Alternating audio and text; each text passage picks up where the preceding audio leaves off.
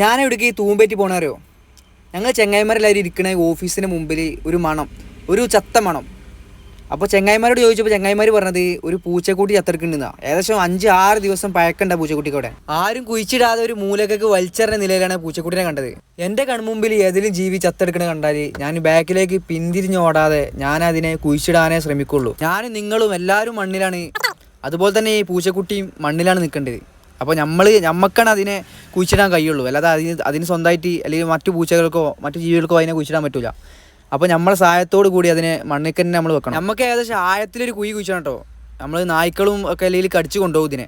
അപ്പോൾ നല്ല ആഴത്തിൽ കുഴി കുഴിച്ചാണ്ട് നല്ല ഇതിൽ മണ്ണിട്ട് ഇതാക്കണം കേട്ടോ പൂച്ചക്കുട്ടിനെ കുഴിച്ചിടണമെങ്കിൽ. എന്താ വെച്ചാൽ അല്ലെങ്കിൽ നായ്ക്കളോ മറ്റു ജീവികളൊക്കെ വന്നാണ്ട് മാന്തി കൊണ്ടുപോകും. അപ്പോൾ ഏകദേശം കുഴിച്ച് കഴിഞ്ഞാൽ നമുക്ക് ഇതിൻ്റെ മണ്ണ് ഒഴിവാക്കേണ്ട പൂച്ചക്കുട്ടിനെ ഇതിലേക്ക് വെച്ച് കൊടുക്കാം. പൂച്ചക്കുട്ടി നല്ല സ്മെല്ലുണ്ട് കേട്ടോ, നല്ല മണമുണ്ട്. എന്ന് വെച്ചാൽ ഏകദേശം 6 ദിവസമൊക്കെ ആയിട്ടുണ്ടാവും പൂച്ചക്കുട്ടി ഇവിടെ ഉള്ളത്, ചത്ത് കിടക്കണ്. അതുകൊണ്ടായിരിക്കും നല്ല സ്മെല്ലുള്ളത്. അപ്പോൾ നമ്മൾ കുഴിക്ക് വെച്ച് കൊടുത്തിട്ടുണ്ട്, നമുക്ക് മണ്ണൊക്കെ ഇട്ടാണ്ട് നമുക്ക് മൂടാം. അപ്പോൾ ഇത്രേ ഉള്ളൂ നമ്മളെ ഈ ചെറിയ വീഡിയോ.